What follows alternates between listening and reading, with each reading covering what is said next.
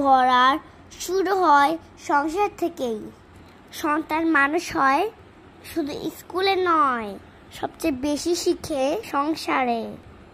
বাবা মায়ের আচরণই সন্তানের প্রথম পাঠশালা। সন্তান যখন দেখে বাবা মায়ের প্রতি শ্রদ্ধাশীল, মা বাবার প্রতি সহানুভূতিশীল, তখন সে শিখে কিভাবে ভালোবাসতে হয়, কিভাবে সম্মান করতে হয়।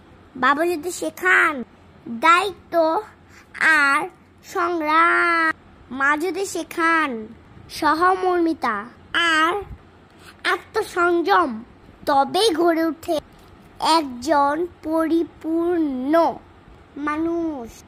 সন্তান মানুষ করার জন্য প্রয়োজন শুধু আদর নয়, দরকার স্থিরতা, সঠিক দিক নির্দেশনা আর প্রতিদিনের জীবনে একটা উদাহরণ হয়ে থাকা। তাই আসুন আমরা প্রথমে নিজেরা মানুষ হই, তাহলে সন্তানও মানুষ হবে।